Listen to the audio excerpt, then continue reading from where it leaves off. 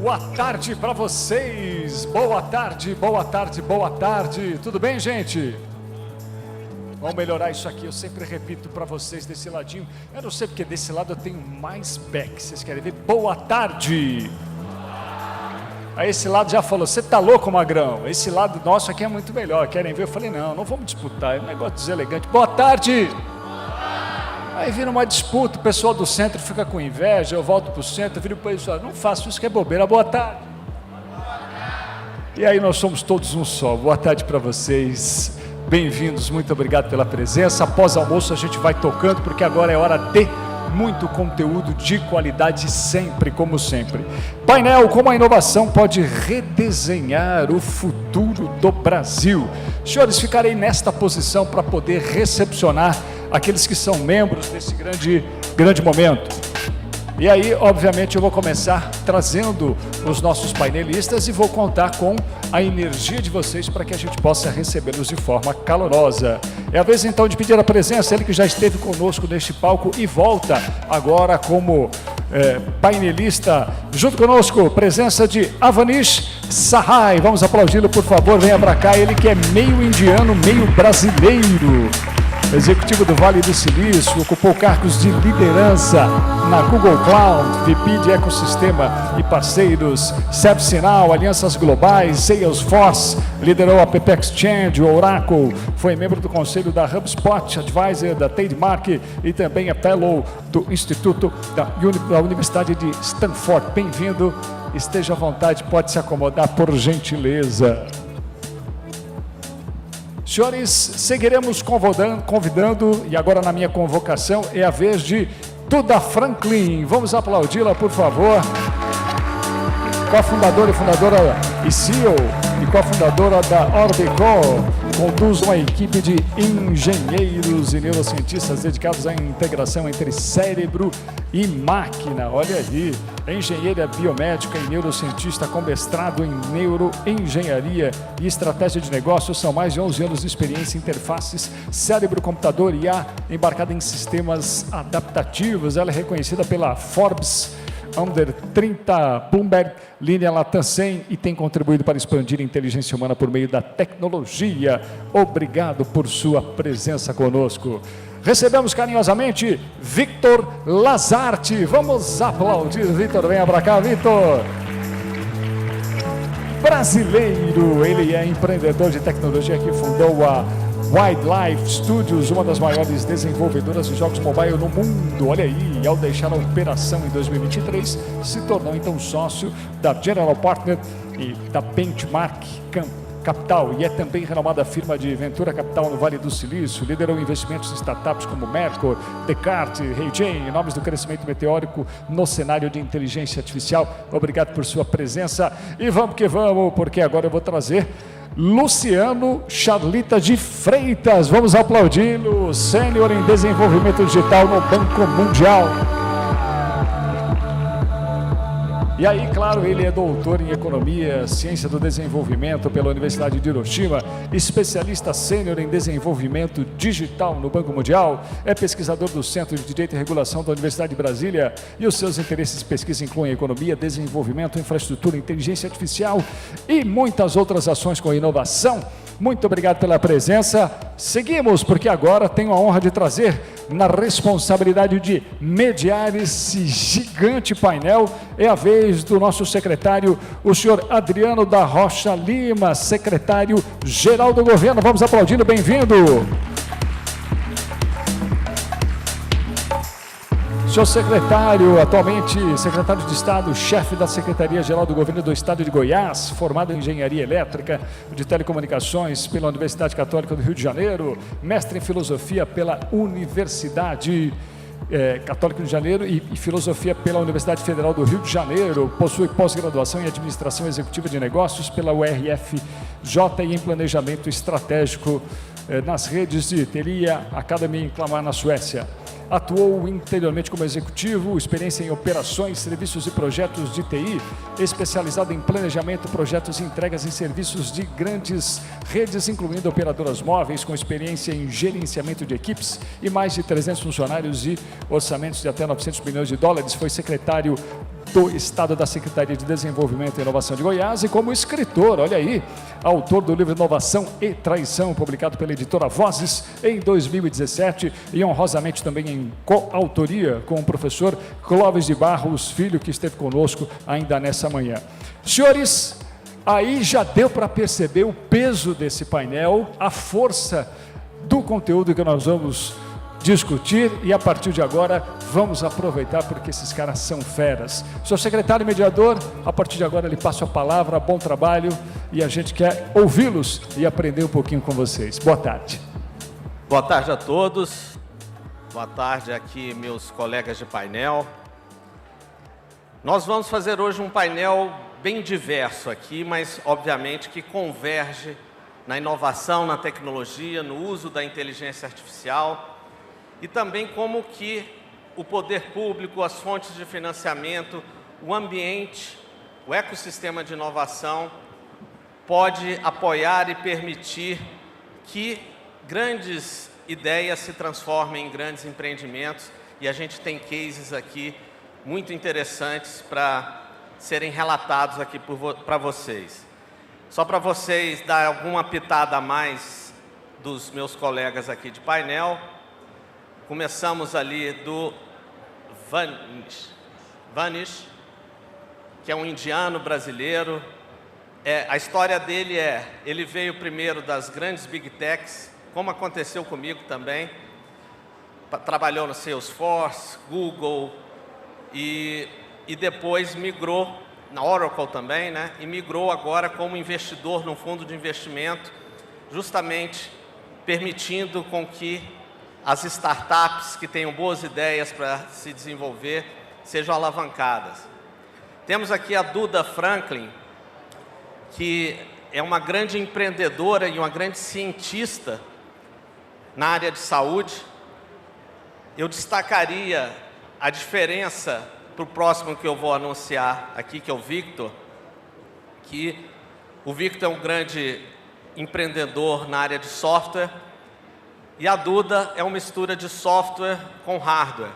E quando se envolve hardware, sempre adquire uma complexidade maior no empreendimento e exige uma coragem muito maior, uma dedicação maior, porque é algo que envolve investimentos iniciais, às vezes, que vão além daquilo que se imagina, com incertezas também grandes. Não que software não tenha tudo isso, mas o software você consegue talvez modular um pouco a intensidade do investimento de acordo com a aceitação do produto.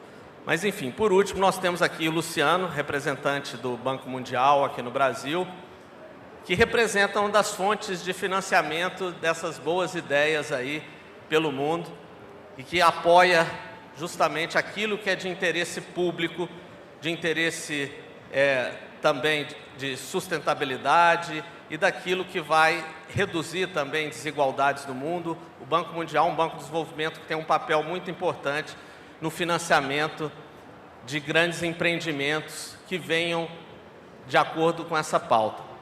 Então, eu gostaria aqui de começar fazendo uma pergunta aqui para o Vanish, que tem uma trajetória, de certa forma, que guarda alguma similaridade com a minha, pelo menos no início da carreira dele. Como que ele observa, né? Porque o mundo, em grandes Big Techs, em grandes corporações como Oracle, Salesforce, é um universo muito diferente do universo das startups.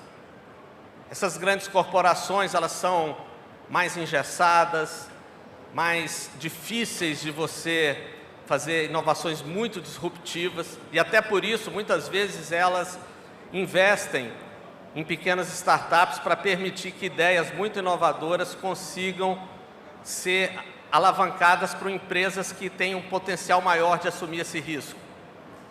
E aí ele migra justamente agora para fundos de investimento que vai buscar essas boas ideias e que possa financiar essas boas ideias, alavancando elas para que elas possam, com isso, ganhar escala e crescer e etc. Então, conte um pouco aí como você está vendo esse ambiente nosso atual com a inteligência artificial permeando quase todas as atividades humanas.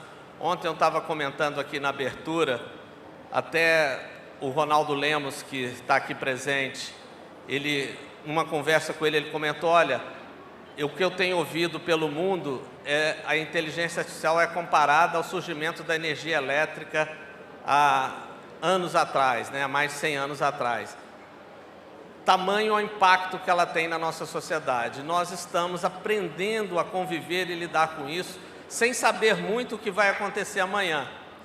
Isso traz um grau de incerteza maior ainda para investimentos, até porque quando algo se torna muito notório e com um glamour muito grande, você acaba criando um universo que tem muita coisa que não presta e muita coisa de muita qualidade. É muito difícil fazer esse filtro e perceber aquelas ideias que realmente vão se transformar em grandes produtos. Então, conte um pouco dessa sua experiência, como você está vendo esse mercado, como que você vê esse mercado de capitais no Brasil, que comparado, por exemplo, aos Estados Unidos, ele é muito, assim, ainda menos desenvolvido, com muito espaço para crescer, principalmente no ambiente que a gente tem uma taxa Selic lá em cima, que diminui o apetite para investimentos de risco.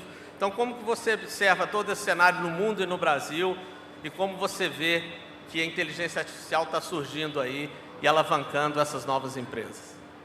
Muito bem. Bom, obrigado, secretário. Obrigado a todos. Boa tarde. Olha, está um momento super interessante. Eu já estou no Vale do Silício faz mais de 30 anos e na carreira cooperativa, depois de investidor, de conselhos e tal, eu nunca vi algo pegar e crescer da forma que estamos vendo a IA.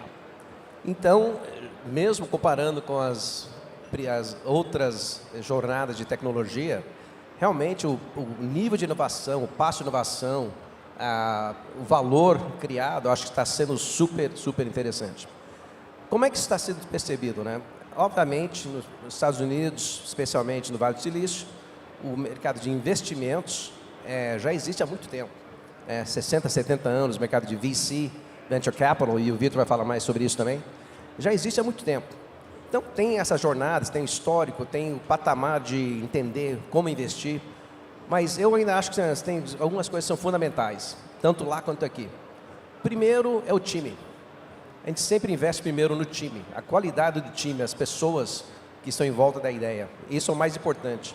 Lá tem um ditado, uma ideia má com time bom ainda vai dar certo, mas uma ideia boa com time ruim não tem como, né? Então o time é o fundamental. Segundo, obviamente, a oportunidade.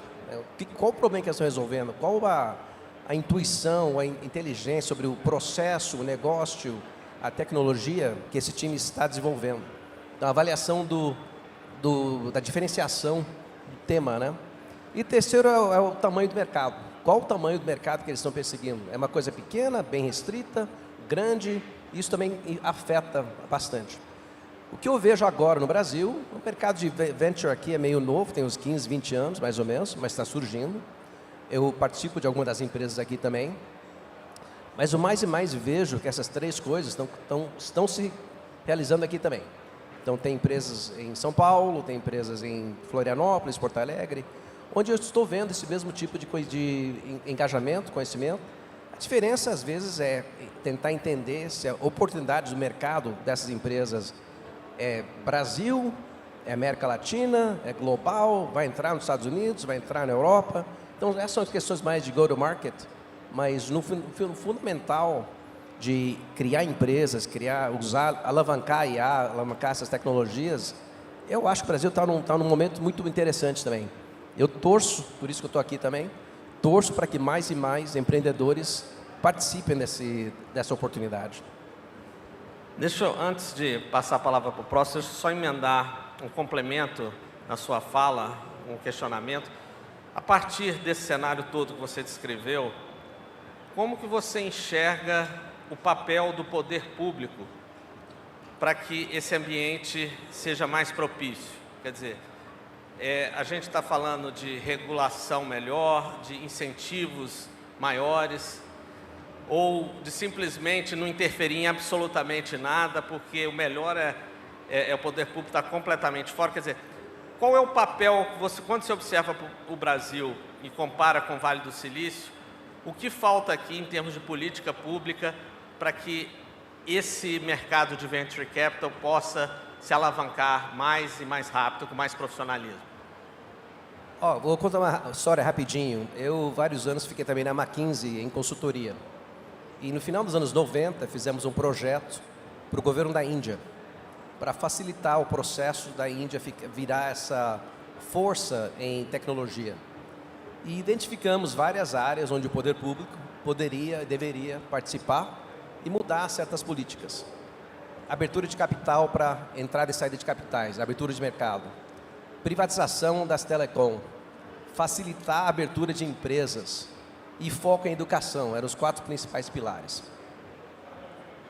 Para surpresa nossa, no final dos anos 90 e dos anos 2000, o governo indiano executou nessas ideias todas. Então, para mim, um dos aprendizados é a participação do governo federal, estadual, local, é super importante. Não só do ponto de vista de, às vezes, tem que sair do caminho, facilitar a formação de empresas, facilitar certos processos que são um pouco mais burocráticos, talvez, mas também criar incentivos.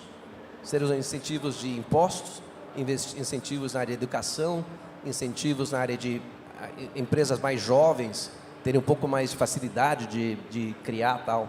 Então, para mim, o papel dos governos, eu acho que criando nesse ecossistema, empresas, fundadores, investidores, governo, até parte acadêmica, acho que as universidades e escolas têm um papel importante de participar também. Tudo isso precisa funcionar em conjunto. Nenhum desses vai ter sucesso em isolamento. Então, para mim, é fundamental o papel que o governo tem que exercer, entender onde pode ajudar e onde tem que sair do lado, onde tem que sair do caminho. Perfeito. Eu fiz essa pergunta até também para validar um pouco do que tem sido feito aqui no estado de Goiás, uma vez que esse painel está acontecendo aqui. Como eu disse ontem, né, eu gostaria de ressaltar isso, porque é importante, que não há oportunismo do estado de Goiás em realizar um evento desse. Isso, no final das contas, acaba sendo um passo a mais numa política pública voltada para a inovação, para a inteligência artificial, que vem sendo implementada passo a passo desde 2019. Até um pouco para vocês que estão aqui assistindo, como também os meus colegas aqui de painel, só que possam entender um pouco, né, dessa contextualização, já que a gente está falando de como a política pública pode apoiar.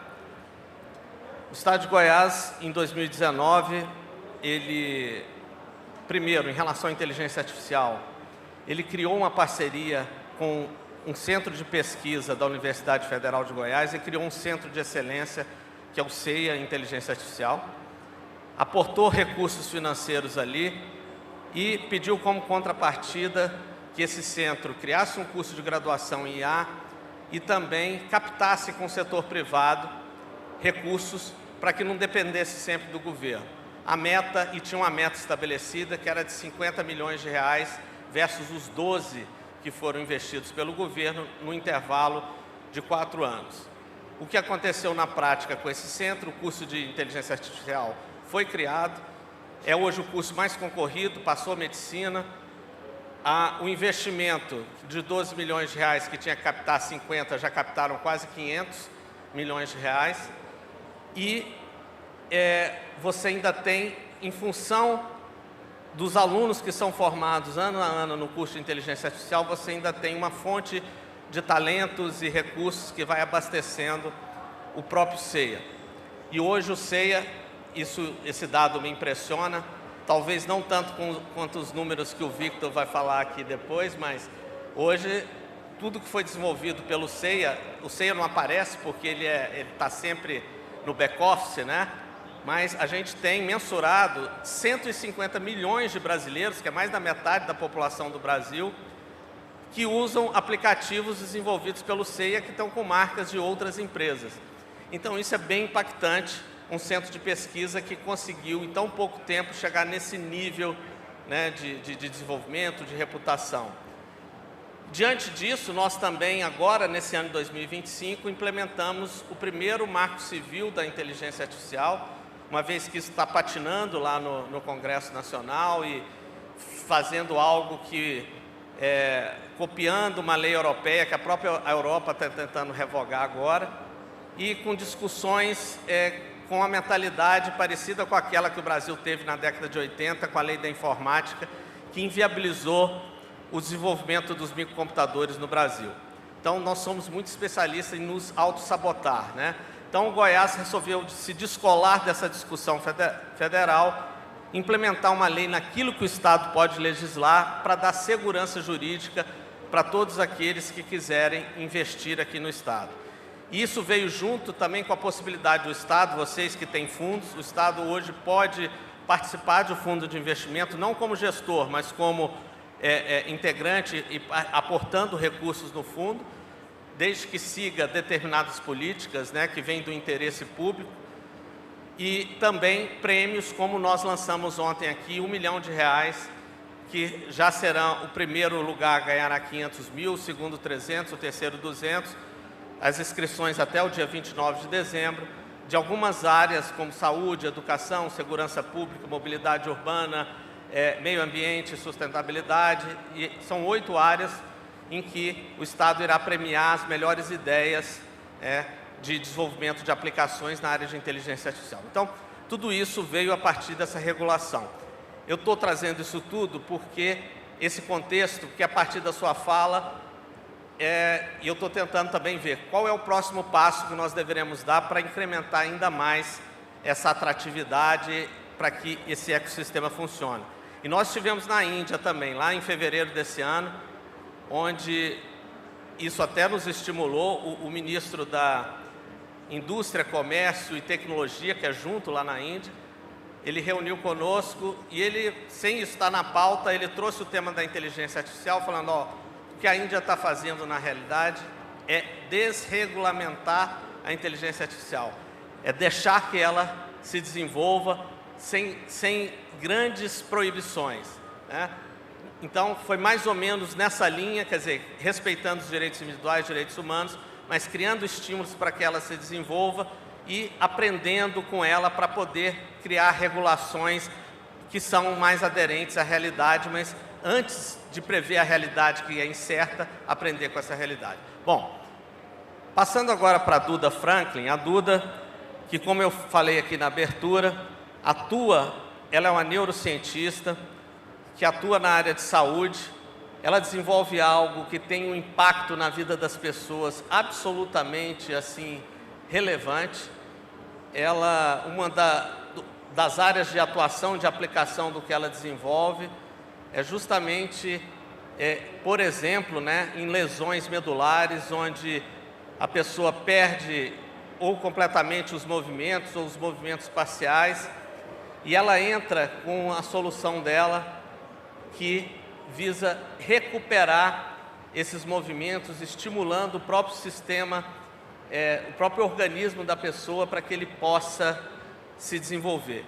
Isso é muito disruptivo, é algo assim muito impactante na vida das pessoas, e é um orgulho a gente ter uma cientista brasileira que não só pesquisa, mas também conseguiu transformar em produto o resultado da pesquisa dela. Então, Duda, comente um pouco aí sobre a sua área de atuação, como o seu produto ele impacta a vida das pessoas.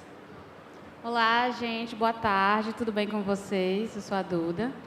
Bem, eu trabalho com neurotecnologia, né? Basicamente, dentro da neurotecnologia a gente tem algumas verticais, né? Desde desenvolvimento de dispositivos, processamento de sinal fisiológico e também algoritmos de inteligência.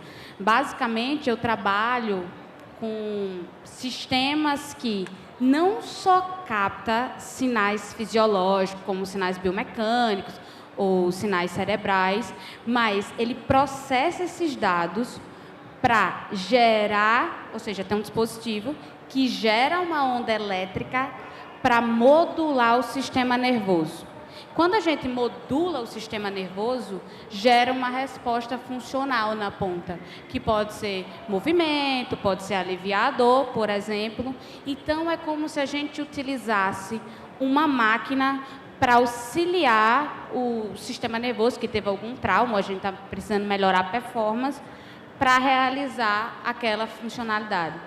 E a parte mais legal dentro dos estudos de neurotecnologia é que a gente vai vendo que, por exemplo, a neuromodulação, que é isso, estimular o sistema nervoso, que pode ser por vias elétricas, magnéticas, eletromagnéticas, químicas, esse tipo de estimulação, ele estimula um fenômeno natural do corpo que se chama neuroplasticidade. Eu sei, nome complexo, vou desmistificar. Basicamente, neuroplasticidade é um fenômeno natural que o sistema nervoso usa para reaprender ou se reorganizar para voltar a realizar uma atividade antes perdida. E é assim que a gente consegue ter resultados de longo prazo. Então, a neurotecnologia, ela não está só para a saúde, ou só para reabilitação, ou só para as terapias, mas ela cria uma ponte direta entre as máquinas e o sistema nervoso humano. E aí, senhores, eu acho que no futuro a gente vai começar a ver diversas aplicações. Hoje a gente tem pesquisas em campos diferentes. Aqui na Orbe a gente faz sistema fechado para movimento e alívio de dor, para ajudar pacientes que tiveram lesão medular ou AVC, mas a gente também tem pesquisas ao redor do mundo, por exemplo, utilizando neurotecnologia para monitorar a saúde humana, ou para fazer, por exemplo, já imaginou se você conseguisse controlar o computador ou o celular pensando? Ou enviar mensagem pensando? Tudo isso está dentro da vertical de neurotecnologia. Então, muito provavelmente, é uma área que ainda vai evoluir muito, porque se vocês observarem, com o avanço da tecnologia, surge uma nova demanda, que é melhorar a interação humano-máquina. Como a gente vai deixar isso mais fluido? Então, a neurotecnologia, ela também está nesse lugar, mas também está em lugares que as pessoas nem imaginam. Por exemplo, a gente precisa treinar um robô humanoide para andar como uma pessoa. Onde a gente pega esses dados? Bem, tem várias empresas que desenvolvem dispositivos de neurotecnologia e pegam esses sinais do sistema nervoso humano, então são sinais bioinformados que a gente pode usar para treinar máquinas também. Então, note, a gente ainda tem um ecossistema inteiro para crescer. São empresas que são conhecidas por serem deep tech, basicamente são empresas que trabalham com ciência profunda. A gente tem diversos exemplos que ainda estão fazendo clinical trial, pesquisa, melhorando seus produtos e até indo para o mercado. Então, eu acho que nos próximos anos esse vai ser um tema bem quente, que a gente vai falar bastante sobre. Então, Duda, você acha que em alguns anos, por exemplo, talvez não vamos mais precisar de um celular, basta nós pensarmos, quero mandar uma mensagem, conteúdo tal, e a máquina, ela vai receber esse comando e fazer todo esse trabalho sem você precisar digitar. Quer dizer, pelo que eu estou entendendo, esse é um futuro que não está tão longe e tem outras empresas aí pelo mundo pesquisando isso, correto? Mais ou menos. Na verdade, quando a gente fala sobre infraestrutura, muitos se falam sobre os algoritmos, a AI, os softwares, mas a gente esquece que a gente ainda precisa do hardware, dos dispositivos para fazer essas integrações. Quando a gente vai fazer a integração com o mundo físico, a gente precisa de um hardware para estar fazendo essa ponte. Então, daqui a alguns anos, a gente não é que não vai existir o celular, é que o celular não vai ser mais como conhecemos hoje. ele vai ter formas diferentes de usar e vai ter, como é que eu vou dizer, a forma com que a gente interage com esses dispositivos vai ser diferente. E é a evolução natural da tecnologia. Por exemplo, antes a gente tinha um celular que a gente girava assim e ligava, depois ele passou para a tecla, depois a gente usa agora com os dedos. Então a gente vai evoluindo à medida que a gente melhora a interação humano-máquina. Pois é, mas ressaltando, quer dizer, eu acho que o grande diferencial disso é que ao invés dessa interface ser através dos dedos ou da voz, os inputs vindo do ser humano podem ser a partir do pensamento. Eu acho que isso aí está criando uma nova forma de interagir com a máquina que não é através do movimento mecânico ou da fala, né? Então isso abre uma série de possibilidades, né, de novas aplicações que a gente nem imagina e que certamente virão aí uma avalanche de novos produtos assim que essa tecnologia estiver mais madura. Bom, mudando aqui um pouco, passando para o Victor. O Victor, ele começou a carreira dele de empreendedor investindo na área de games e criou empresas aí de imenso sucesso, que tem números aí absolutamente impressionantes de uso do produto de games que foi desenvolvido por essa empresa. E depois ele também fez essa migração, igual o Vanish fez, também para mercado de fundos de investimento, identificando ideias inovadoras que podem ser alavancadas a partir de uma experiência prática que ele próprio teve como empreendedor.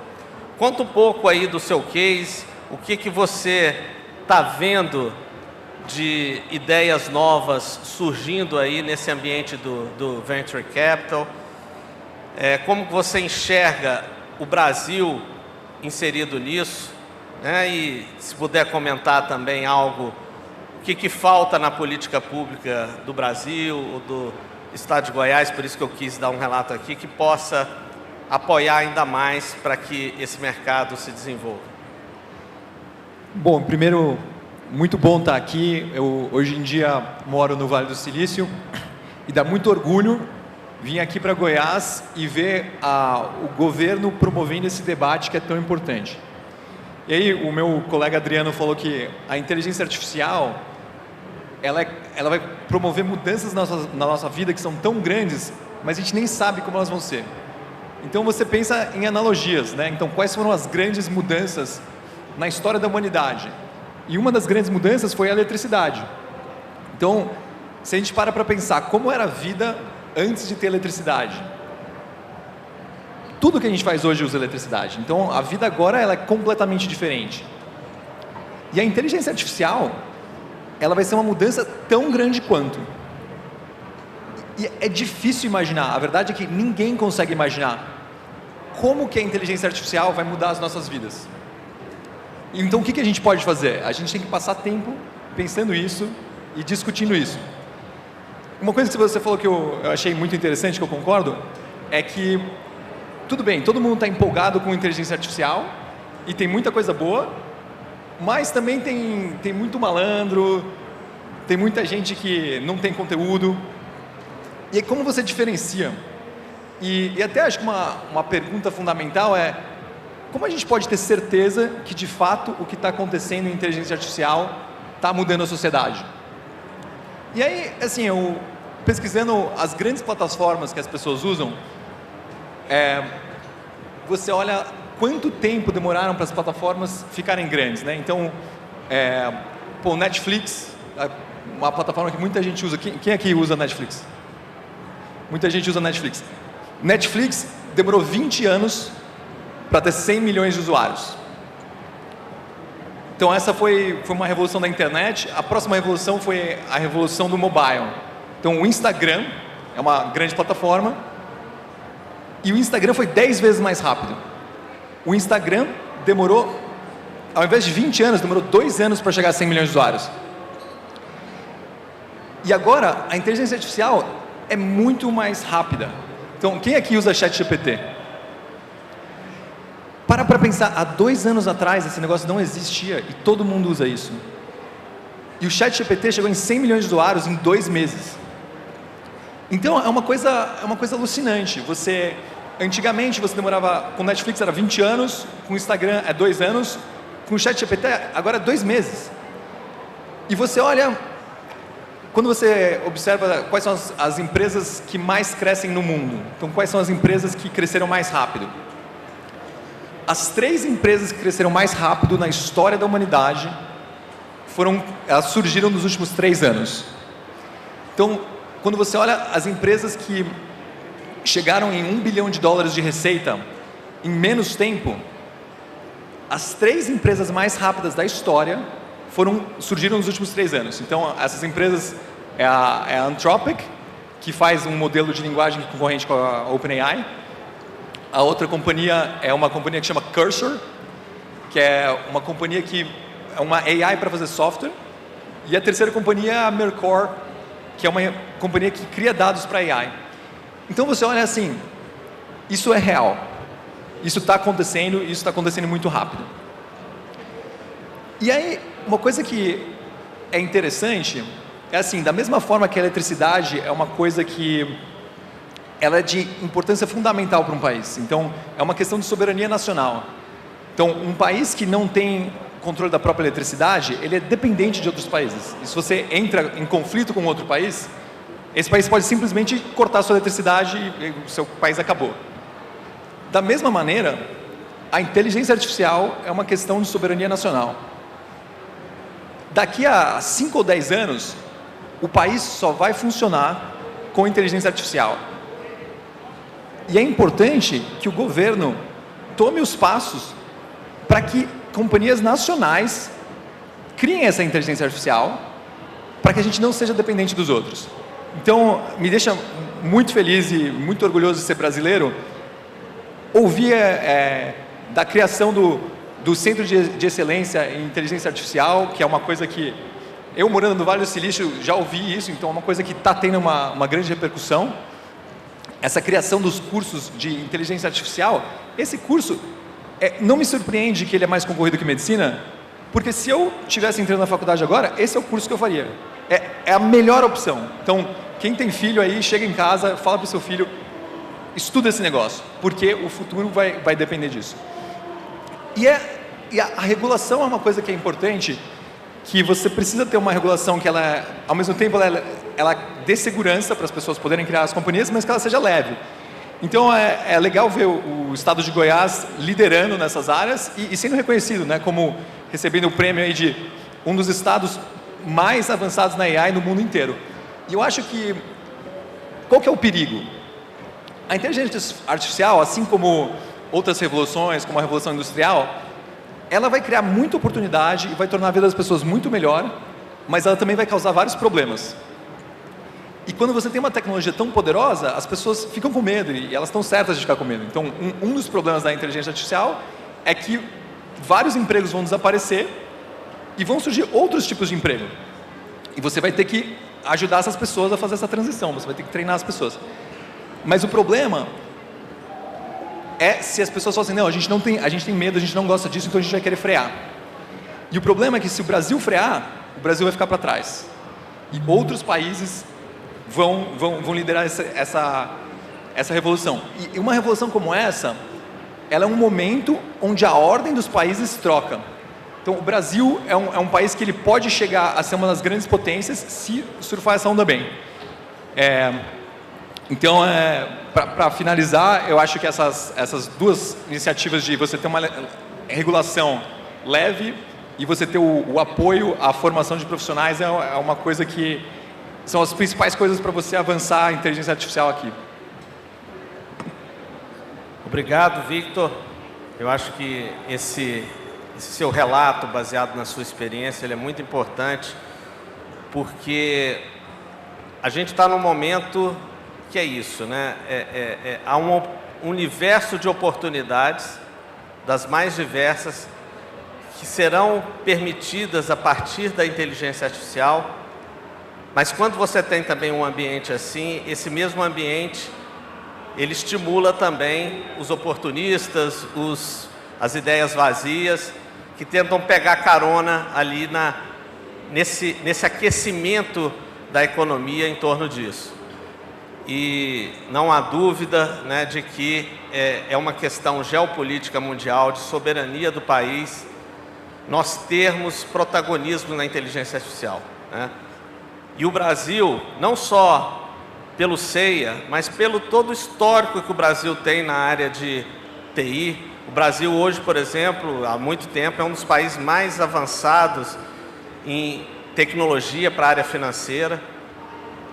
País que tem urnas eletrônicas, quer dizer, é um país que ele tem facilidade de adoção da tecnologia e muito talento no Brasil. E o CEIA, aqui em Goiás, é uma prova disso. Quando você dá o estímulo certo para as pessoas que já têm aquele potencial, você cria essa disrupção, essa alavancagem impressionante criada pelo CEIA. Da mesma forma que surgiu o CEIA aqui, pode surgir filhotes do CEIA, ou equivalentes ao CEIA, em outros estados, se o estímulo correto for dado. E o Brasil precisa realmente entender que nós estamos falando de algo que vai além de questões menores. Veja, primeira coisa, isso foi dito muito ontem na abertura também, mas eu gostaria de repetir. Não existe possibilidade de se frear a tecnologia. O que nós estamos discutindo aqui não é se a inteligência artificial vai avançar ou não. É se nós iremos ficar para trás e buscar isso pronto de outro lugar, ou poderemos assumir o papel de protagonistas. Porque ela vai, e ela está acontecendo, e ela continuará acontecendo.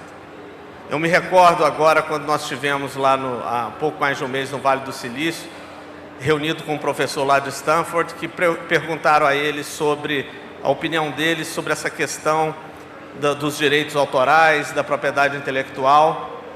A resposta dele foi o seguinte: olha, eu não sei responder como vai ficar isso, mas veja, esse problema não está surgindo agora com a inteligência artificial.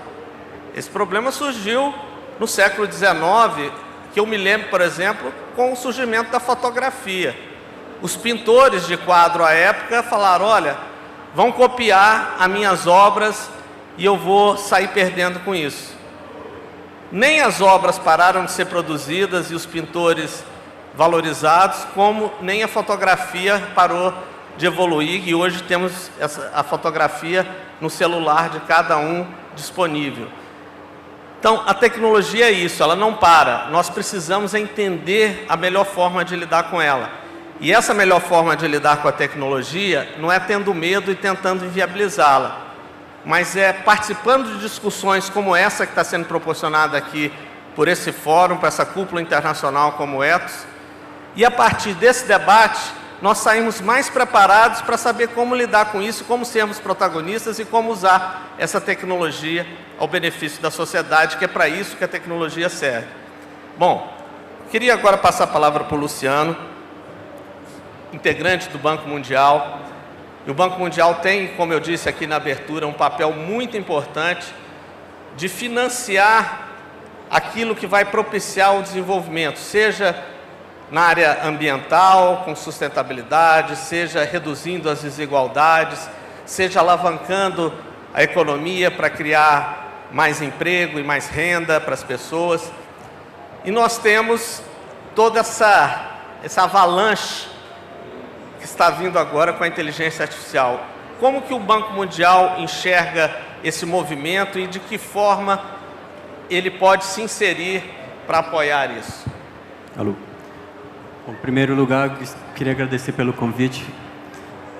A gente no Banco Mundial tem uma presença global. Hoje o Banco Mundial opera em 184 países e o Brasil tem sido visto internacionalmente como uma vitrine para novas tecnologias, em particular aplicações de inteligência artificial. O Banco Mundial ele é um conglomerado de instituições. Eu trabalho na instituição que se chama BIRD, Banco Internacional de Reconstrução e Desenvolvimento. Esse órgão do Banco Mundial apoia os governos dos países, dos estados e dos municípios. Aqui no Brasil, por exemplo, a gente tem $1 bilhão em operações com vários entes federados. Quando o Banco Mundial decidiu me transferir para o Brasil em janeiro desse ano, essa ideia de que o Brasil poderia se tornar uma vitrine já era consolidada dentro do banco. E uma das razões é que o Brasil tem potenciais nesse âmbito de tecnologia digital que poucos países no mundo têm. Existe uma teoria da macroeconomia chamada teoria de Heck-Sherolin, não sei se vocês conhecem, mas essa teoria diz o seguinte: alguns recursos que são abundantes num determinado país permite com que você tenha um grau de competitividade no plano internacional e passe a ter lideranças em alguns segmentos. Então, é importante que o Brasil identifique quais desses ramos, aplicado à transformação digital, que o Brasil pode ter uma liderança. A inteligência artificial é muito grande, mas considerando os recursos naturais, energia, capital humano, que o senhor colocou bem, talvez, se o Brasil tiver benefícios desses componentes que ele tem vantagem comparativa em relação a outros países, o Brasil pode, de fato, liderar alguns segmentos da transformação digital. Por exemplo, questão de infraestrutura. Infraestrutura digital em uma condição de dados que tem se tornado uma commodity. Hoje você pode armazenar um dado no Brasil, nos Estados Unidos ou na Índia, mas a percepção nossa como usuário é de que o dado está muito próximo de você. É um exemplo de como a questão de infraestrutura digital e de dados tem se tornado uma commodity. Nesse ponto, o Brasil tem várias vantagens para se tornar um hub global de infraestrutura digitais aplicado à inteligência artificial, por exemplo. Existem muitos outros. No plano da aplicação, por exemplo, aplicações em agronegócios, em serviços, em comércio eletrônico, o Brasil tem uma bagagem de experiência nesses segmentos que permite fazer aplicações avançadas em inteligência artificial e se tornar líder global nesse tipo de aplicação. Isso vai gerar toda uma cadeia de valor entre os empreendedores, entre os inovadores, entre os investidores. Então, pensando nesse mapa global, o Banco Mundial tem uma série de possibilidades para governos, para o setor privado, para as garantias, para fomentar esse tipo de desenvolvimento. Agora, da mesma forma que o Vitor colocou a questão do risco, queria também dividir um exemplo de risco que a gente tem observado no Brasil. Eu sei que tem muitos servidores do governo de Goiás aqui na sala e talvez fazer uma provocação. Por exemplo, o estado de Goiás, o estado do Espírito Santo, o estado de Sergipe e outros que a gente atua no Brasil, de certo modo, os governos desses estados, que são alguns dos grandes consumidores de dados e aplicações no Brasil, digital, o parque tecnológico deles, de certo modo, é novo. Um data center típico, ele tem uma vida útil de 20 anos, 15 anos. Só que em função da velocidade dessa transição digital, às vezes você tem um parque tecnológico que é novo, porém não está adaptado para essa transição tecnológica que a gente está vivendo. E aqui, secretário, isso cria um enorme estresse sobre o orçamento público, porque se vê diante de um parque tecnológico relativamente novo, mas que já não está habilitado para algumas aplicações digitais, por exemplo, de inteligência artificial. Tem uma metáfora que a gente costuma usar para nossos parceiros de governo aqui no Brasil, que é a teoria do cavalo morto. Esse cavalo do analógico, do passado, ele já está morto. você não vai conseguir comprar uma cela para ele. Ele não vai ressuscitar. A gente tem que entender que inteligência artificial e outras soluções digitais é algo inexorável daqui para frente. Se os governos dos estados não fizerem uso desse tipo de tecnologia, a sociedade vai ter uma percepção de que o governo não está prestando um bom serviço, não está sendo eficiente. Então, a renovação do parque tecnológico, digital e de infraestruturas é algo que os governos do Brasil vão ter que lidar. E aqui que entra um pouco do Banco Mundial. A gente pode apoiar essa transição tecnológica com a condição de financiamento extremamente benéfica para os estados. Eu não sei se vocês sabem, mas o Banco Mundial é uma cooperativa de países. O Brasil é dono do Banco Mundial. O Brasil tem um pedaço dessa cooperativa. E o recurso que o Banco Mundial gira nessas operações de créditos é um recurso subsidiado. Então, dessa maneira, a gente pensa que a gente pode apoiar os governos no Brasil a fazer uma transição tecnológica mais rápida. Bom, você tocou num ponto muito importante, porque a gente está falando muito aqui de inteligência artificial e tudo aquilo que ela está produzindo de transformação na sociedade, mas, apesar de às vezes alguns não saberem disso, ou outras vezes, apesar de saberem, não ser uma preocupação do dia a dia, mas essa inteligência artificial, no final das contas, ela consome uma quantidade enorme de recursos computacionais. Aí daí, quando você fala em data center. Tanto é que a empresa que mais vale no mundo hoje, se eu não me engano, vale umas 3 vezes o PIB brasileiro, é a NVIDIA, que fabrica a GPU, que é justamente o chip ali utilizado para o processamento da inteligência artificial. Mas não é só isso. Quer dizer, para essa GPU, para esse equipamento funcionar, você precisa também de energia. Então, talvez um dos maiores limitadores para a rápida evolução da inteligência artificial seja a disponibilidade de energia.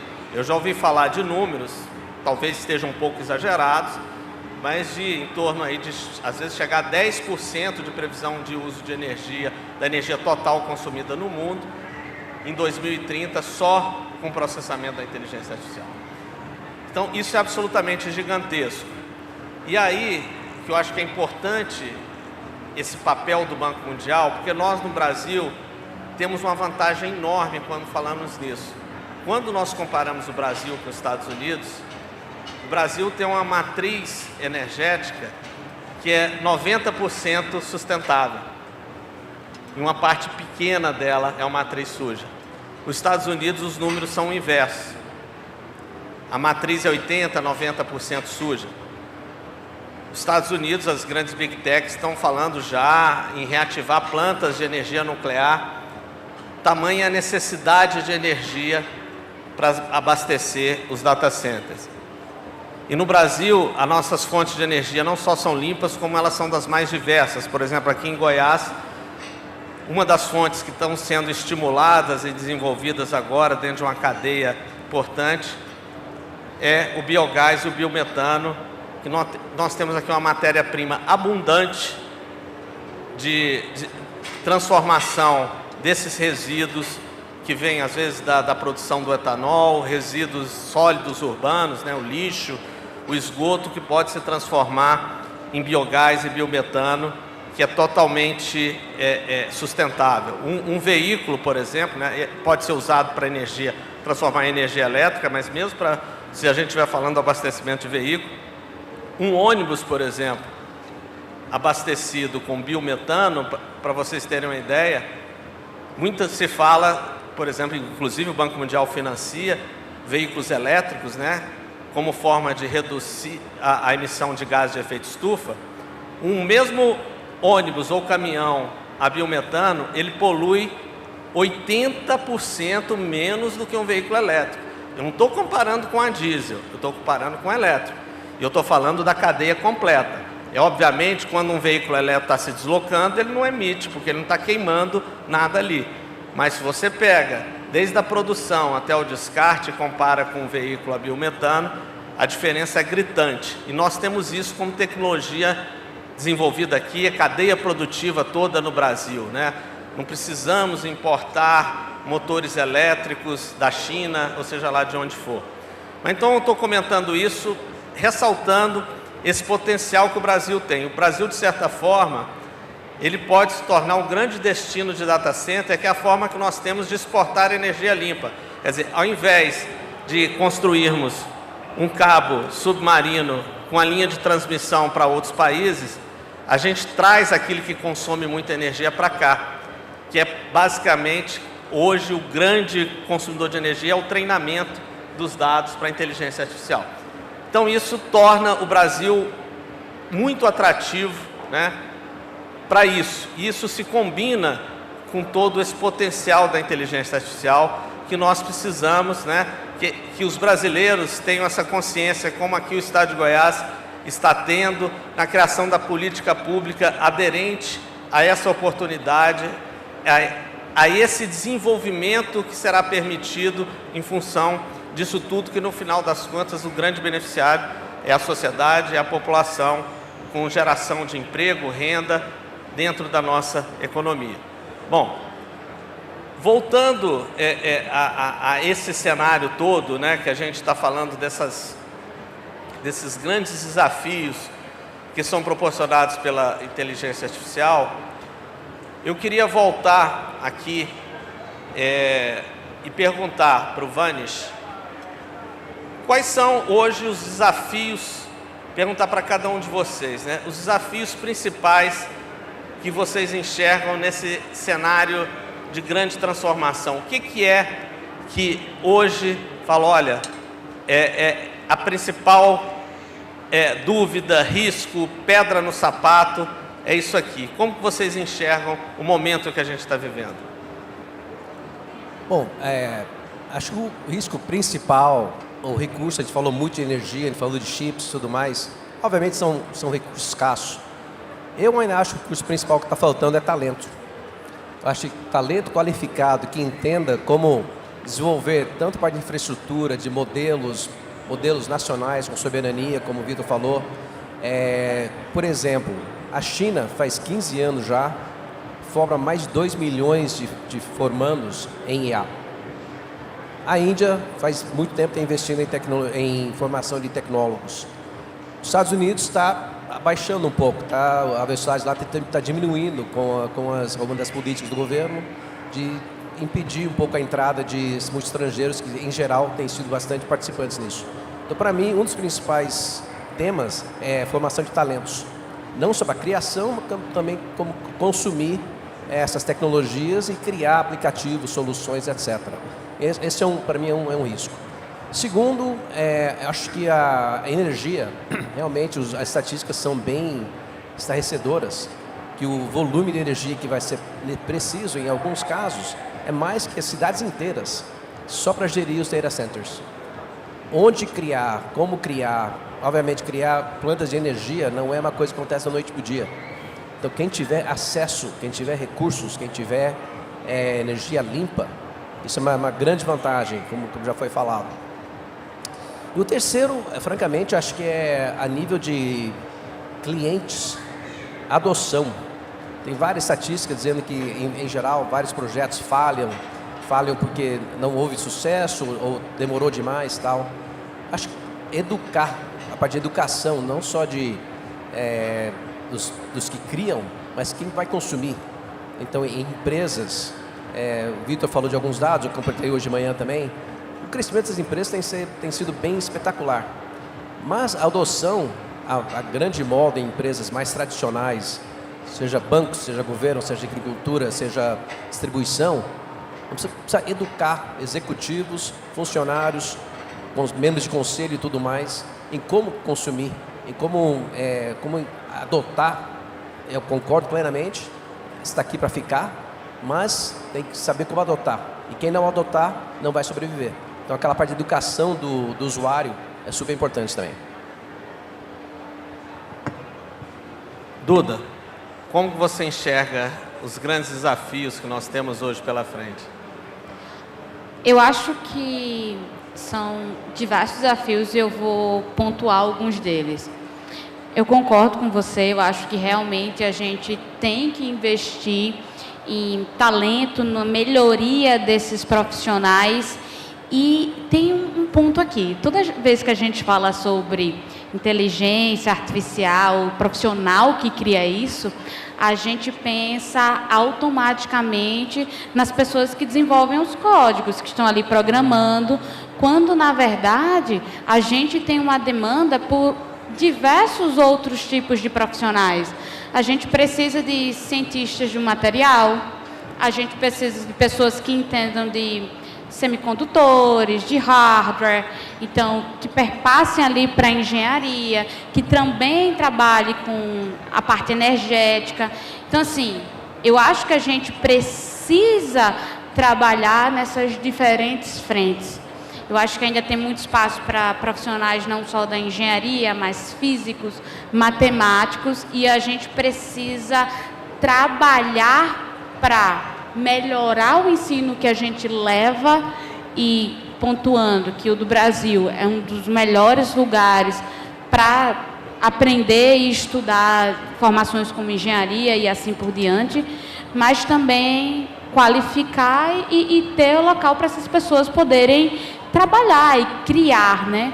Eu acho que outro ponto aqui que a gente tem que falar é sobre infraestrutura, desde infraestrutura energética, mas também como vamos processar esses modelos, como também vamos lidar com esses dados. Então, tudo isso precisa ser planejado e arquitetado de uma forma muito analisada, muito bem entendida, para que a gente possa criar resultados positivos. E aí eu vou tocar aqui numa ferida, eu posso? Eu vou trazer um pouquinho para o universo de startup, e uma coisa que a gente acaba percebendo é que vai se criando uma versão às deep techs. Porque a gente cria algo com hardware. Meu Deus, como assim você criar algo com hardware? Você precisa criar algo só de software. Não, porque eu estou não aplicando o modelo, eu estou desenvolvendo o modelo, a parte matemática e assim. Não, mas você pode usar o que já está comercial, só que, na verdade, a gente precisa também investir nessas companhias, porque elas que criam essas novas soluções tecnológicas que serão utilizadas não só na aplicação, na ponta, mas também de base para a criação de novas tecnologias. Então, eu acho que a gente também tem que ter o apoio para as empresas tecnológicas, né, que estão surgindo agora, tanto de capital quanto de acesso, para que elas possam crescer. Porque, às vezes, a gente tem aqui dentro do país uma empresa que ela tem muito potencial, mas a gente nunca chega a ver o potencial dela, porque ela morreu antes mesmo de sair para o mercado. Então, eu acho que esse é um ponto, e a gente também tem que começar a separar o que realmente tem impacto tecnológico, tem impacto geracional em discussões mesmo, daquilo que está sendo só superficial, que está fazendo só fumaça. Então, eu acho que a gente está num momento muito importante de entender quais vão ser os impactos disso para o futuro, planejar isso de agora para a gente não chegar lá no futuro, sermos pegos de surpresa e, principalmente, apoiar o nosso desenvolvimento. Inclusive, eu quero deixar esse pedido a vocês, se vocês puderem apoiar as nossas companhias, os nossos cientistas, os nossos empreendedores, já vai fazer uma diferença tremenda. Por que não tecnologias complexas não podem ser feitas por brasileiros ou dentro do Brasil, se a gente tem profissionais de ponta? Nossa ciência é reconhecida mundo afora. Por isso que eu deixo esse pedido aqui a vocês. Acompanhem os nossos cientistas, acompanhem nossos desenvolvedores, nossos empreendedores, e os apoiem. A gente não precisa única e exclusivamente apenas apoiar instituições estrangeiras. Então fica aí o meu pedido para vocês.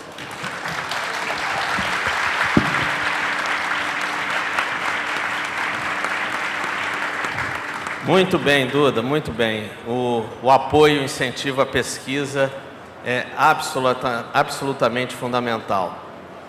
Eu posso até dar um relato aqui, né, do quanto a gente sentiu isso na pele quando nós passamos pela pandemia e nos apoiamos aí num grupo de pesquisadores da área de saúde, também da área estatística da Universidade Federal de Goiás, para que nós pudéssemos orientar as medidas que deveriam ser tomadas passo a passo. Isso foi absolutamente fundamental para nós conseguirmos sair do nosso lado mais fortes, evitando perda de vidas, né? E com isso sendo muito mais assertivo. Eu costumo sempre dizer que ninguém tem certeza do resultado de uma pesquisa. A pesquisa por si, ela está inserida dentro de um ambiente de incerteza, e é por isso que existe a pesquisa, né? Mas a forma de maior probabilidade de você encontrar o caminho correto é através de uma boa pesquisa. É assim que nós nos desenvolvemos, avançamos. Então, parabéns pela sua fala e vamos incentivar realmente os pesquisadores brasileiros. Victor, sua vez de falar um pouco aí sobre os desafios, riscos que você está enxergando nesse momento aí no Brasil e no mundo. Eu acho que nessa questão da AI são 3 desafios. Eu acho que o primeiro desafio é as pessoas entenderem que a gente está vivendo uma revolução. E não apenas uma revolução, mas uma revolução que vai ser muito mais rápida do que as anteriores. Então, quando você olha, de novo para usar o seu exemplo, a eletricidade ela foi inventada e demorou 1 século para ela se espalhar. Depois a internet ela foi inventada e demorou 10 anos para ela se espalhar. A AI foi inventada e vai ser, em poucos anos, ela vai mudar o mundo. Então as pessoas precisam entender que a gente está vivendo uma revolução e são nas revoluções que as grandes oportunidades são criadas. Então quando você olha ao longo da história, os países que se destacaram, quando que eles começaram a se destacar, é sempre em torno de uma mudança tecnológica. Então, desde 1500, do período das grandes navegações, você teve países como Portugal e Espanha, que não eram tão expressivos, mas por ter desenvolvido essa tecnologia de navegação, se tornaram as grandes potências do mundo. Da mesma forma, a Inglaterra, na Revolução Industrial, surgiu como uma potência. E agora vai ter uma mudança na ordem do mundo. E a gente tem que escolher aonde que a gente quer estar. E acho que uma vez que a população entende isso, é importante escolher os líderes que também entendem isso e que vão enxergar a inteligência artificial como uma oportunidade. E que ao invés de frear isso, vão abraçar para que o Brasil saia melhor. E aí, em terceiro lugar, uma vez que a gente tem uma população que apoia líderes que querem fazer isso, é importante ver quais são as oportunidades, como que o Brasil deve se posicionar. A gente tem uma grande vantagem que é a energia, mas a gente tem que usar a energia para ser o começo. Da mesma forma que a China, há algumas décadas, era um país pobre, mas eles tinham uma população muito grande, eles tinham muita mão de obra. E na indústria você precisa de muita mão de obra, e a China falou, a gente tem esse recurso, só que a gente não vai ficar para sempre só usando mão de obra para a indústria. A gente vai usar isso para começar a ser dono da tecnologia inteira. Então, eles começaram fazendo fábricas para marcas de outros lugares e cada vez mais foram desenvolvendo tecnologia própria e hoje, em várias das coisas mais importantes, eles são os líderes. Quando você olha para drones, a China domina drones. Quando você olha para robôs, em 2 ou 3 anos, as pessoas vão ter robôs em casa. E a China tem os melhores robôs do mundo, de longe. Então, o Brasil, a gente tem que usar a energia para ser o passo inicial. Mas a gente vai mudar de patamar quando a gente tiver companhias brasileiras criando tecnologia e que lideram. Você olha, quais foram, na história mais recente, quais são os países que saíram de uma situação de subdesenvolvido para desenvolvido? Então você tem o exemplo dos tigres asiáticos. Então você tem a Coreia do Sul é um exemplo excelente. E você percebe que o governo, ele tem um papel importantíssimo. Então na Coreia do Sul foram desenvolvidas grandes companhias como a Samsung, porque o governo incentivou. Então eles criaram as campeãs nacionais da Coreia. E a oportunidade nossa agora é para isso, é ter os governos que favorecem as companhias locais e que criam uma legislação onde essas companhias possam se fortalecer. Obrigado, Victor. Luciano, como que você enxerga os nossos grandes desafios atuais? Eu concordo com todos que foram colocados aqui. Talvez eu possa adicionar 2 mais. Claro. O primeiro é um pouco mais alarmante. Eu acho que será necessário uma política de recapacitação das pessoas massiva. Aqui nessa sala, todos nós aqui somos white collars. Essa classe de profissional vai ser a que vai ser mais afetada pela inteligência artificial. Todos nós aqui em cima inclusive. Uma parte de nós vamos conseguir, com o nosso próprio esforço, se adaptar a um novo contexto e continuar sendo produtivo. Mas existe uma parte significativa que vai precisar de apoio. Apoio da iniciativa pública, por exemplo. Então, eu acho que isso é um ponto de estresse, é um ponto que os governos devem começar a observar com muita atenção, porque isso vai acontecer muito rápido.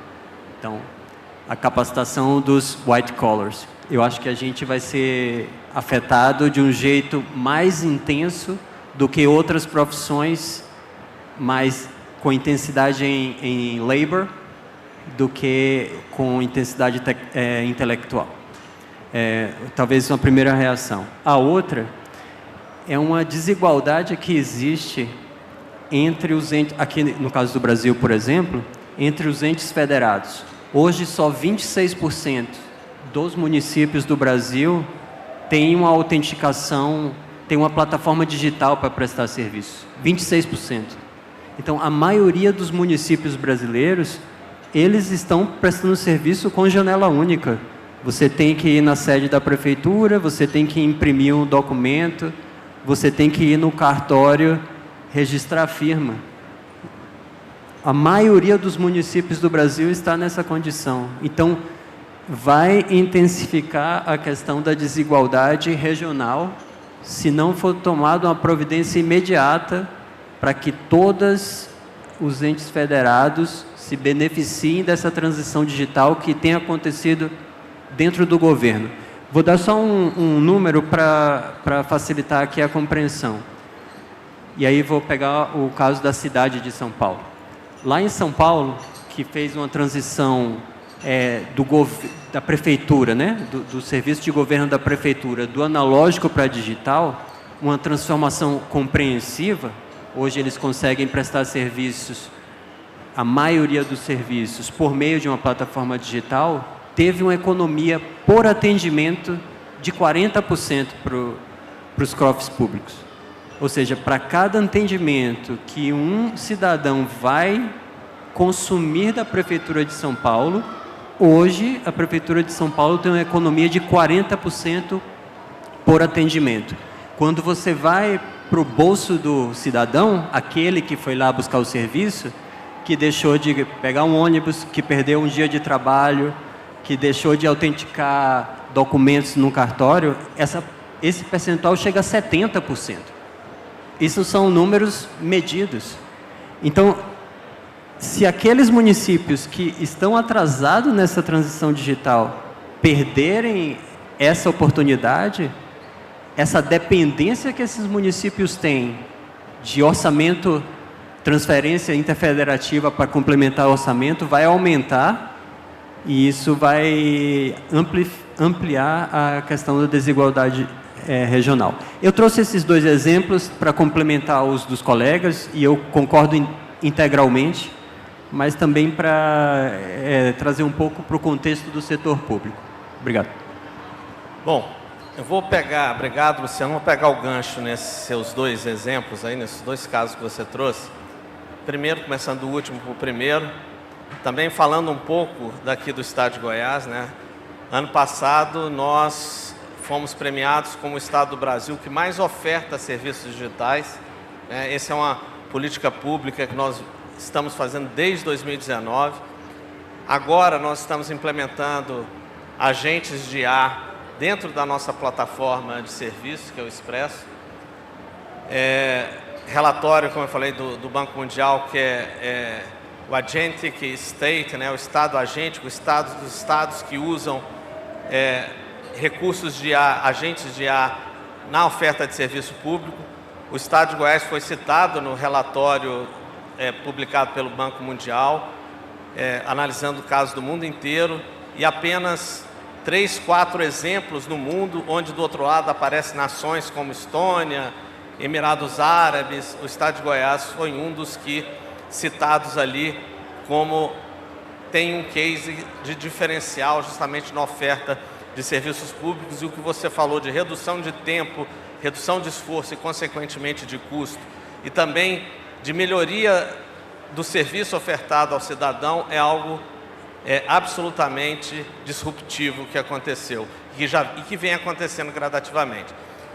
Voltando ao seu primeiro ponto e pegando aqui um pouco de gancho no tema do nossa cúpula, né, que a gente está falando de inteligência artificial e de ética, eu gostaria de trazer, em cima de tudo isso que foi falado, você falando muito, olha, de profissões que vão mudar, como que nós devemos nos reposicionar como seres humanos, etc., lidando com essa nova inteligência artificial. Aí eu trago uma questão que vem lá do início da Revolução Científica, do Renascimento, quando Descartes, né, que é um dos primeiros pensadores ali do Renascimento, também matemático, e muitas pessoas se enganam. Na realidade, ele não disse exatamente eu penso, logo existo.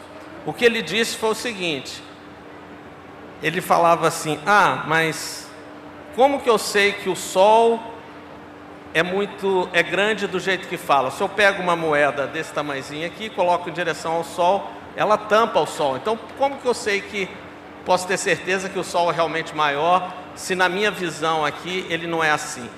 E em cima disso ele foi identificando uma série de dúvidas que existiam em relação àquilo que nós acreditávamos como verdade. E aí ele realmente falou assim, bom, mas a única coisa que eu vejo em comum que caracteriza o ser humano é justamente a dúvida. A dúvida, a nossa capacidade de duvidar é o que faz com que possamos ser chamados seres humanos. Então, na realidade, o que ele disse foi, eu duvido, logo eu existo, né? E a partir dele veio o que se chamou de causa eficiente, foi quando a ciência realmente entrou para tentar investigar a causa dos fenômenos científicos. Passado isso, nós entramos ali na era da Revolução Francesa, do Iluminismo, onde surgiram diversos outros pensadores, onde o homem foi colocado como centro disso, né? A partir do livre-arbítrio, onde a ética, que é o tema desse debate, passou a ser considerada sob o ponto de vista do ser humano. Quer dizer, nós, na realidade, é que temos a referência para sabermos a forma de agir, somos nós mesmos. Em seguida, veio o conceito de vontade, que se diferencia do conceito de desejo, né? Desejo é algo incontrolável que nós sentimos, e a vontade é aquilo que, através da nossa razão, nós deliberamos a forma de agir.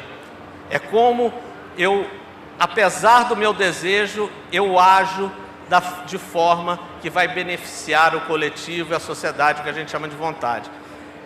E aí, a nossa humanidade, que estava atingindo esse auge do comportamento, entrou numa nova fase que se chama, até por Nietzsche, né, que trouxe esse conceito, que é vontade de potência. O que significa isso? na realidade, a nossa vontade começou a ser alimentada pela própria vontade. É como se chama de outra forma, de uma razão instrumentalizada, né? E nós começamos a perder o propósito e o objetivo de onde queríamos chegar. E aí passamos a integrar uma fase da evolução da humanidade que muitos batizaram de mundo da técnica, né? Onde a técnica, a tecnologia, ela passou a ser o objetivo por ela própria, sem saber para onde aquilo estava nos levando. E o homem se instrumentalizando em função disso. E aí, de repente, chega a inteligência artificial. E o que é inteligência artificial? E aí, vocês aqui, inclusive que trabalham com isso, podem confirmar ou não o que eu vou dizer, mas a inteligência artificial, no final das contas, onde ela atua de maneira mais eficiente, é justamente onde existe uma técnica bem definida. E ela consegue reproduzir essa técnica através do treinamento, ela aprende e reproduz essa técnica de uma maneira muito mais eficiente que o ser humano faz. E por isso que profissões serão substituídas. Porque nós, seres humanos, estamos inseridos numa instrumentalização do nosso agir que a nossa vida ficou em função da técnica.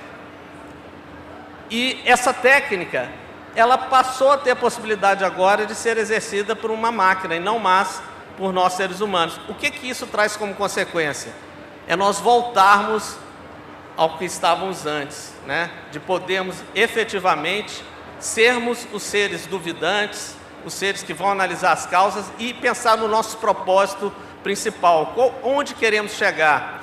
E aí que é onde nós usamos nossa razão, nossa criatividade, aquilo que diferencia o ser humano dos outros animais, e nós voltarmos a evoluir a nossa humanidade. Então, talvez a inteligência artificial, por mais paradoxo que seja, ela esteja trazendo uma oportunidade grande da humanidade se reposicionar como seres pensantes, como seres criativos, como seres que improvisam, que inovam. Então, a inovação, ela passa a poder ser muito mais trabalhada pela nossa humanidade. De que forma a gente pode transformar a nossa observação do mundo em ideias novas, em como melhorar a vida das pessoas e transformar a nossa humanidade. Então, em cima dessa reflexão final, eu gostaria um pouco que vocês comentassem sobre esse novo papel do ser humano. Como que vocês enxergam que, uma vez que, ainda que haja uma polêmica grande em torno disso, vai substituir todas, não todas, enfim, mas certamente diversas profissões serão substituídas, outras serão modificadas. Como que vocês enxergam que são as novas profissões, o novo papel do ser humano a partir do convívio com essa inteligência artificial que nós estamos lidando? Bom, acho muito bem dito, secretário. Eu vejo a inteligência artificial como uma ferramenta, não um fim por si só. É uma ferramenta para resolvermos problemas. O trabalho que, por exemplo, o time do DeepMind no Google está fazendo em termos de proteínas, em termos de curas de doenças e tudo mais, é usando a inteligência artificial como uma ferramenta. Então, isso é o primeiro ponto. Segundo, eu acho que o ser humano é muito resiliente. Essas mudanças aconteceram várias vezes na história da humanidade. Essa é mais uma mudança e vamos ter que adaptar. E por sermos seres inteligentes, vamos saber como adaptar. Mas precisamos ter a infraestrutura para ajudar as pessoas a se adaptarem. Obrigado, Duda. Suas reflexões finais em cima disso. Eu acho que a inteligência artificial, ela é uma ferramenta. E no lugar de ferramenta, ela é feita para nos auxiliar a desenvolver uma determinada atividade. E, óbvio, ela gera ganho de performance e tudo mais. Como é o caso das tecnologias, incluindo inclusive as neurotecnologias, né, que fazem essa interação mais aproximada entre humano e máquinas. Uma vez eu estava assistindo uma palestra no Vale do Silício e o palestrante falou assim: seria muito legal se a gente conseguisse integrar as máquinas ao cérebro humano de forma escalável. E eu concordo, mas para usar isso como ferramenta para melhorar a performance humana. Então, eu acredito que nós, nesse lugar, não devemos abdicar da nossa função de pensadores, questionadores e eternos estudantes. Não abram mão de parar de aprender coisas, de aceitar toda e qualquer informação que te é dada. Reflita sobre ela, analise ela. Crie você o hábito de sempre questionar, de sempre pensar, porque assim a gente consegue evoluir tanto pessoalmente, mas também evoluir em sociedade. Não saiam desse lugar de seres humanos questionadores. E eu espero que vocês possam se aprofundar cada vez mais na ciência, em diversos temas, e possam passar por essa vida com a sensação de que você viveu, aprendeu e não só sobreviveu a uma rotina caótica. Obrigado, Duda. Victor, por favor. Eu discordo essa visão de que a AI ela é uma ferramenta, e acho que muitas pessoas que entendem bastante da área falam isso, e falam que o ser humano tem uma criatividade, uma coisa que é única e que é intrínseca, e a AI nunca vai ter isso. A minha visão é diferente.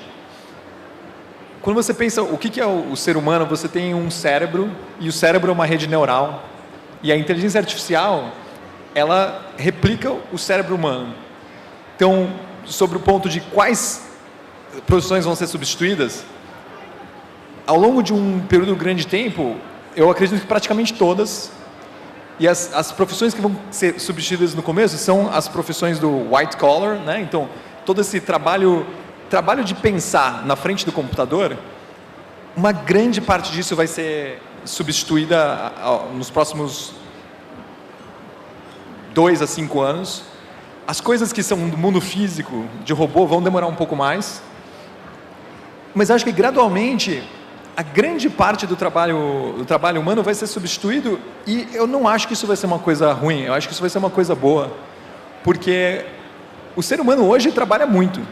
Então, quando você imagina que você é um extraterrestre e você observa como que é a rotina do ser humano. E o ser humano, ele acorda, ele passa o dia inteiro trancado dentro de um lugar, trabalhando. E agora, eu acho que depois que a gente tiver a inteligência artificial, as pessoas vão precisar trabalhar muito menos. E elas vão ter, eu acho que todo mundo vai viver como um rei. Então você pensa assim, como era a vida de um rei? Se você quiser trabalhar, você pode, mas se você quiser se entreter, você pode. E eu acho que o ser humano, ele gosta de fazer algo, né? As pessoas querem se ocupar. Mas eu acho que a gente vai entrar numa nova era, onde as pessoas vão se dedicar à arte, vão se dedicar à filosofia, e essa questão de ter que trabalhar para ter o seu sustento, isso vai ser uma coisa do passado. Ok. Luciano. Muito bom ponto. Eu acho o seguinte, e aí usando um autoexemplo, digamos assim. Lá em 2001 a gente publicou um texto sobre viés de gênero em uma plataforma de mídia social visual, dessas que tem imagens, né, digamos assim. E ali a gente observou que o viés de gênero do mundo real, um exemplo grotesco, mulher não sabe dirigir. Então, o carro que a mulher consome não é bom. Esse viés que existe no mundo real, quando transferido para o mundo digital, e a inteligência artificial usa esse tipo de viés para potencializar as vendas, por exemplo, essa transposição do mundo real para o mundo digital com a força da inteligência artificial é algo que acontece com muita frequência. E eu acho que uma das das formas que a gente, como inteligência humana, pode ter para contribuir com essa pergunta que você fez, Adriano, sobre a questão ética, é tentar corrigir um pouco o viés do mundo real dentro dos algoritmos de inteligência artificial. Isso é promovido por meio de algum tipo de cuidado na elaboração dos algoritmos, transparência das regras do algoritmo. Então, a gente, como inteligência humana e relacionado à ética, e aqui é só um exemplo, tá? Eu acho que a gente podia ficar um painel inteiro falando de ética sobre inteligência artificial, mas esse eu acho que é um que vale a pena investir. Bom, achei que foi muito rico, muito rica a contribuição de cada um de vocês nesse debate. Eu acho que é um debate que o objetivo nosso nunca foi aqui trazer respostas prontas, como a Duda falou, eu concordo 100% com ela. É a oportunidade que nós temos de provocá-los para que essas questões sejam refletidas individualmente por cada um. O Victor trouxe uma visão, por exemplo, diferente, mostrando aqui, não, eu acho que a inteligência artificial pode replicar a atividade do cérebro e substituir toda essa atividade humana. Tem gente que diz que sim, tem gente que diz que não. Eu, pessoalmente, acredito que não, mas respeito quem acredita que sim, porque realmente ninguém pode cravar isso hoje. É uma questão realmente de acompanhar a evolução e ver o que vai acontecer. Mas, se o ponto que nós fomos chegar foi esse, outras questões deverão ser trazidas, né? Porque hoje, a forma que o mundo vive, ela está baseada, de certa forma, na venda do nosso tempo para que a gente possa, com isso, sobreviver. Quer dizer, outra forma de relação na sociedade, de distribuição de riqueza, vai ter que ser criada, desenvolvida dentro de um mundo onde o ser humano ele muda o seu papel perante a sociedade. Então, tudo isso terá que ser aprendido, e é somente através desses debates que vão trazer aquilo que realmente está acontecendo de fato e de que forma nós devemos refletir e nos posicionar e definir o comportamento individual de cada um em benefício do comportamento coletivo para nos inserir da melhor forma nesse mundo em transformação. Então, agradeço a todos vocês. Eu vi que tem uma pessoa aqui levantando para fazer uma pergunta, mas o tempo está esgotado. Eu, infelizmente, não posso aqui... já passamos aqui uns 10 minutos do tempo, mas a gente está disponível aí, se precisar fazer a pergunta para algum desses que estão aqui. Obrigado a todos e principalmente aqui meus colegas de palco. Muito bem, vamos aplaudir mais uma vez. Obrigado por suas presenças. Olha aí, gente, vocês gostaram desse painel ou não? Sensacional, com ilustres personalidades e, claro, trazendo a discussão que é importante. Pessoal, quero avisar vocês que nós já estamos aqui posicionando o COF exatamente para manter o conforto de todos. Então eu recomendo muito, não saiam, fiquem com a gente, enquanto nós estamos mobilizando uma foto geral para formalizar a conclusiva desse painel. E aí, tão logo a gente conclua essa foto, a gente já vai seguir com as ações. Quero lembrar que nós vamos para uma apresentação seguinte, que é com atrações internacionais. Atenção, gente, olha aí. Então, quem precisar fazer uso das traduções simultâneas, você pode já aproveitar aqui na nossa sala mesmo, portanto, ali à minha esquerda, já retire o seu fone de tradução simultânea, para você ficar inteirado